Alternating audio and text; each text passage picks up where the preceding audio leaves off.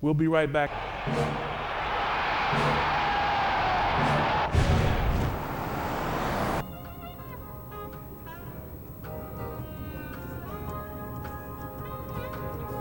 What in the world could ever put me? He for real, you can see it in his swagger. Yeah, you can see it in his swagger. He a boss, you can see it in his swag. How he walk, how he talk. A lot can change in 2 years, but not everything has to. With the Charter Price Guarantee, lock in low rates for 2 years, because sometimes it's nice to know what's on the road ahead. And we're back. On the phone is my co-host, Lars Anderson. Lars is going to give us an update on his thoughts of the Heisman Trophy, his next article for Sports Illustrated. And pretty much we're just going to have a little hodgepodge of gumbo, because we know we're going to the national championship. Roll Tide. So, Lars, how you doing, my friend? Doing really well, Gary. Good to be with you again. Well, it's always good to hear from you, and I'm glad everything is going well. So let's just jump right into it, Lars. Let's start with your thoughts on the Heisman Trophy 5 finalists. One by one. Well, I think it's going to be the closest race in the last few years in history. And just from analyzing what voters are saying on Twitter and different websites, it looks like it's going to be Robert Griffin III, RG3, who is going to come through in a really close battle with Luck and Richardson. If I had a vote, and I did have a vote last year, but I'm not voting this year. If I were to vote, I would probably put RG3 number 1 and Richardson 2 and Luck 3. I think the most important player to his team out of all the finalists is RG3. Take away from Baylor. Baylor doesn't have half the success that they enjoyed this year. Whereas if you took Richardson away from Alabama, you could probably argue that they'd be in the same situation that they're in, because they have decent depth at running back. I know in this area we are certainly pulling Richardson, but I don't see that happening. And there's a website out there called, I think, HeismanPundit.com, and this guy does a straw poll of about 15 to 20 voters, and he's predicted it based on this poll for the last 4 years. He's gotten it right. The order of the top 5 guys right, and according to his straw poll, it's going to be RG3, Luck, and then Richardson, and that'll probably end up being the final result. Okay. Is RG3 on the same level as Cam Newton, Cam's senior year? No, I don't think he's quite that high, but I think he'll be a first-round draft. He throws a beautiful deep ball. He's got great escapability. He can make plays with his leg, and he's a real exciting player. I've seen him a couple times in person, and he's electric.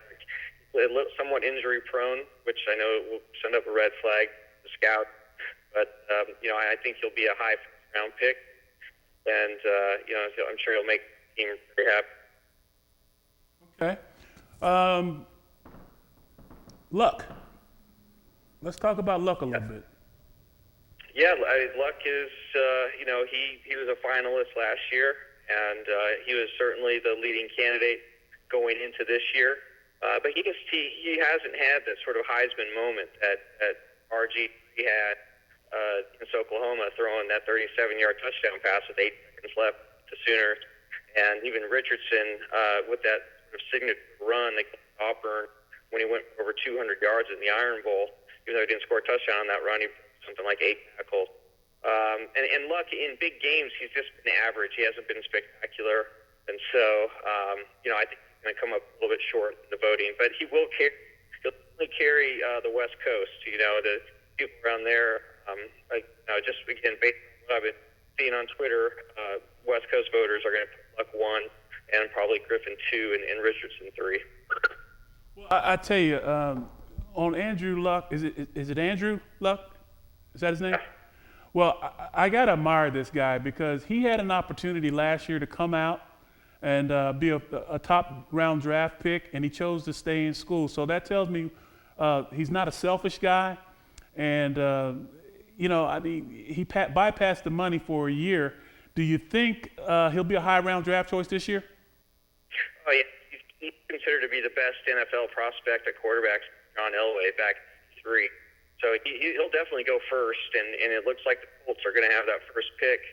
And the Colts are going to have a big decision to make, whether keep Peyton Manning and his huge contract, and keep Peyton Manning and have Luck sit behind him for a year or two, or do you let Manning go and don't pay him? I think the $28 million that he's going to do next year, and then just go with Luck. I would guess they would probably end up parting ways. It's hard to fathom. You'll probably end up parting ways, and just sort of starting over with Luck, because here NFL scouts say Luck is pretty much a once in a generation talent at quarterback, it would be shocking if he didn't go number 1. The Colts' other option obviously would be to trade the number 1 pick. And, if an aging Carson Palmer is worth 2 number 1 picks, what do you Andrew Luck would be somebody be worth 3 or 4 first round draft picks. So, the Colts will be in an position on draft day. Well, I tell you, I want to go on to the running back for Wisconsin and the Honey Badger, and then I want to save a special time for Trent Richardson, because I think this kid is going to be all that in a bag of chips in the National Football League. But the running back for Wisconsin. Monty Ball. I spent some time with Monty earlier this year at the magazine on the Wisconsin offensive line, and he's not the big guy in the world, but he has a way of making people miss, and I think he's a touchdown shy of breaking the all-time single-season touchdown mark in NCAA, and he makes miss, and he's also an electric talent like R3. He also has the benefit of playing behind I think the second largest by weight line in the country, one of the most athletic lines as well. So he'll have a fine NFL career too, but he's sort of been off everybody's radar screen until just recent weeks. I of the 5 that are going to New York, I think he'll probably end up fifth. Well, Lars, I tell you what, I am so looking forward to this NFL season being over, because the way I look at it, and this is just my opinion, this has been a lost year. There's no way in the world that you can not have preseason football and off-season training together and then have a successful year. I mean, you count the teams that haven't won 7 games this year, and when is the last time you've seen something like that in the National Football League? In over 100 years, I don't think it's ever happened like that before. So let's get all that behind us. Let's get these new draft picks out there, get the Heisman out of the way, and let's get back to football the way it's supposed to be played. Yeah, I'm with you on that 100%. Okay, the honey badger.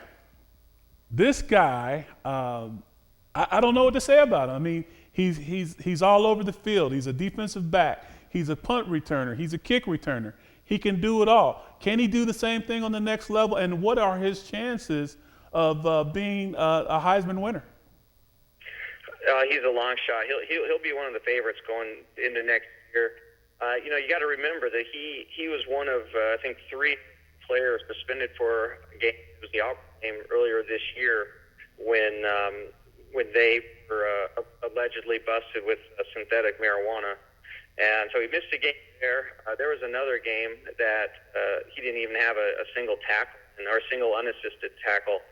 And so there was a stretch in the middle part of the season where he really didn't do anything. He was real quiet. He came early against Oregon in the season opener. I think he had a couple strips and something like 200 yards, over 200 yards in return yards.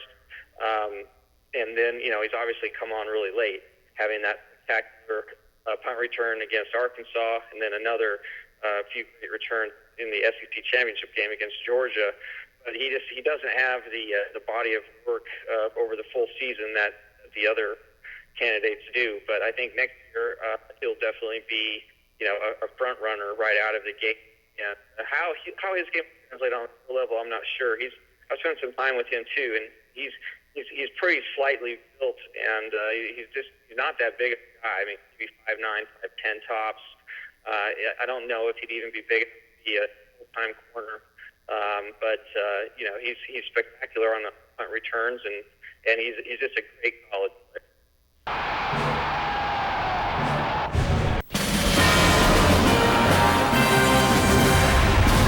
Welcome to the Rose Bowl. The team's taking the field. Not many people. Oh, my. He missed. Off to a rough start here. Somebody wants to go home. What's he doing? If you're not watching college football in HD, you're watching Pee Wee TV. Graduate to Charter TV in HD and let it all in.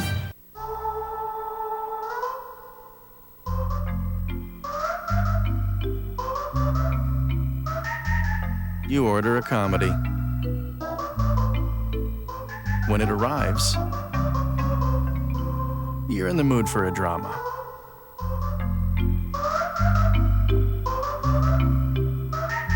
With Charter On Demand, you can get the movie you're in the mood for at the press of a button.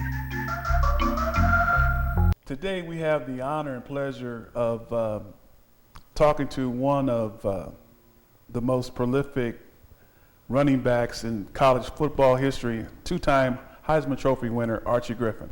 Archie, how you doing, buddy? I'm doing fantastic. How you guys doing? Man, like we told you earlier, every day above ground is a good day. Yeah, I know that's right. Archie, we are in the position here to have a potential Heisman Trophy winner, and I figured that I wanted to talk to somebody that knows something about the Heisman Trophy. So I figured I'd call my old friend Archie Griffin. Well, all right. Thank you. Have you had opportunity to see Trent Richardson play yet? I really have. I saw him play, I'm trying to think of the first game of the season. And he was terrific, no question. No question. He was fabulous. Outstanding player. And he would have a real good shot at winning the Heisman Trophy. In your mind, Archie, as being a two-time Heisman Trophy winner, I know you have an opinion, so give me 5 guys that are potential winners. I mean, not media darlings, but guys that have a potential, have a real chance of being Heisman Trophy winners this year. Well, Griff does.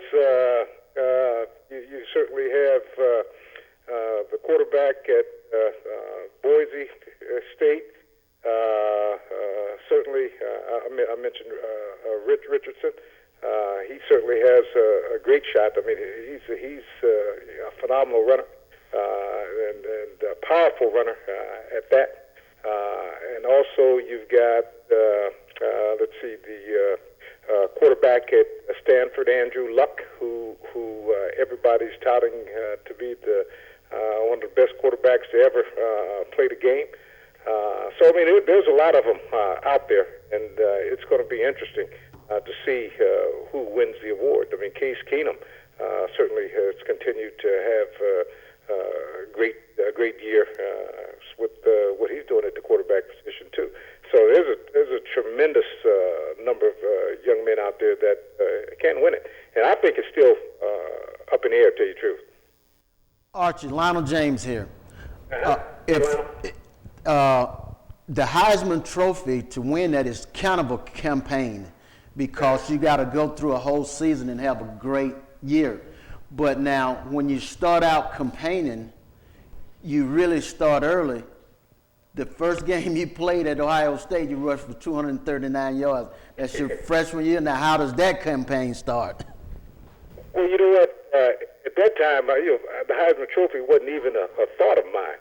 In all honesty, that game in itself was a mystery to me, because that was actually the second game of the season in my freshman year. My freshman year was the first year that freshmen were eligible to play varsity football, and I was a year behind Gary there. And so that was the first year the freshmen were eligible, and I had no idea that I would even get into the game in that game that we played against North Carolina, where I had rushed for those 239 yards, because the week before I had gotten into the game for one play and I had fumbled.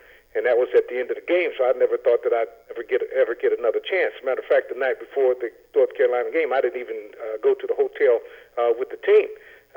But that game got started. North Carolina blocked the punt of ours, went ahead of us 7-0, and all of a sudden they called my name off the bench to go into the game, and I was surprised as anybody.